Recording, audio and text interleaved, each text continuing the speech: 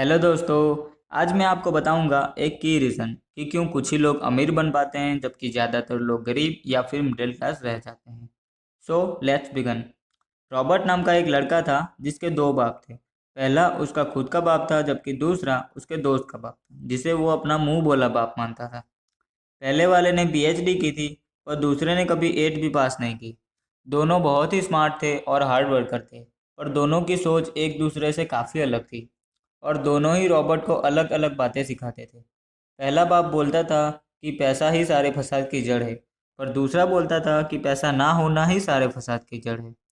पहला रॉबर्ट को सारी महंगी चीज़ें के बारे में सोचने से भी मना करता था और हमेशा यही कहता वो हमारी हैसियत के बाहर है। पर दूसरा उसे कहता कि वो सोचे, अलग अलग रास्ते ढूंढे जिससे वो सारी महंगी चीज़ खरीद सके। ऐसा करने से उसका दिमाग भी तेज होगा और नए नए आइडिया भी मिलेंगे। पहला उसे कहता खूब मेहनत कर, अच्छे से पढ़ाई लिखाई कर ताकि तुझे बड़ी और अच्छी कंपनी में नौकरी मिले और तू बड़ा इंसान बन पाए। पर दूसरा उसे कहता तू खूब पढ़, मेहनत कर, पर खुद की कंपनी खोल ताकि तू खूब सारे लोगों को नौकरी दे पाए। रॉबर्ट के पास एक बड़ा एडवांटेज था। रॉबर्ट ने अपने दोनों बापों को अपनी अलग अलग सोच के साथ आगे बढ़ते और उनकी तरक्की देखी। उसने अपना दिमाग लगाया और उसने अपने दूसरे बाप की बात मानी और उसे फॉलो की, जो कि बाद में मायामी फ्लोरिडा का सबसे अमीर इंसान बना।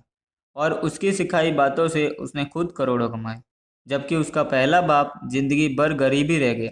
सबसे इम्पोर्टेंट बातों में से एक बात जो रॉबर्ट ने अपने अमीर बाप से सीखी वो थी फाइनेंशियल लिटरेसी, जिसका मतलब है एसेट्स और लायबिलिटीज़ के बीच का डिफरेंस जानना।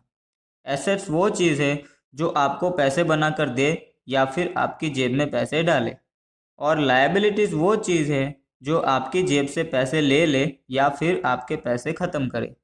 अमीर लोग इसीलिए अमीर होते हैं क्योंकि वो अपने एसेट्स बनाते हैं, जबकि मिडिल क्लास लोग लायबिलिटीज़ पर ही खर्च करते हैं। एग्जाम्पल के तौर पर स्वैगर और सत्यम दोनों दोस्त थे और दोनों ही सेम पोस्ट पर काम करते थे और उनकी सैलरी भी सेम थी।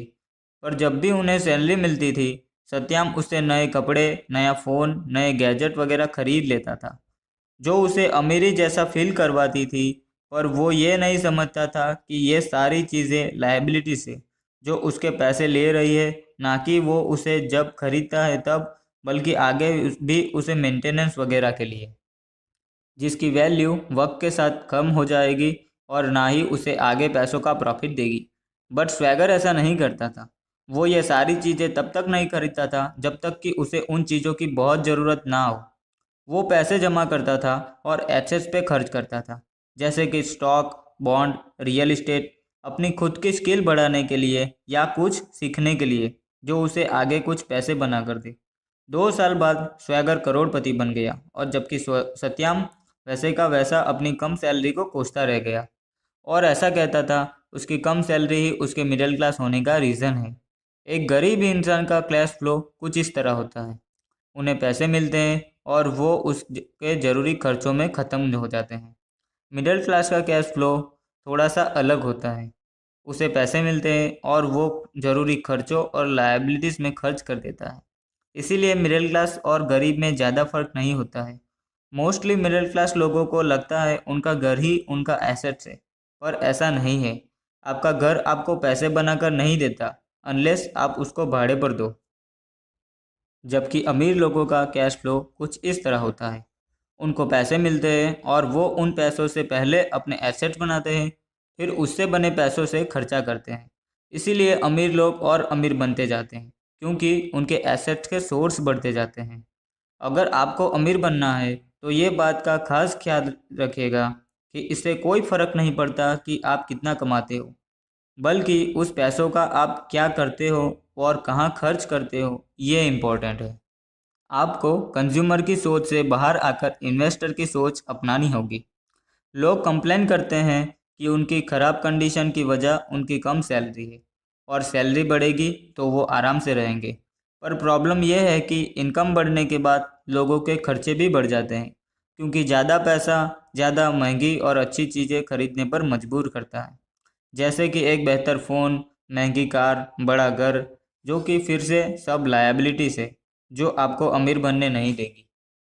ये बातें मैंने रॉबर्ट कियोसाकी की book rich dad poor dad से पढ़ी है और आपको बताई है।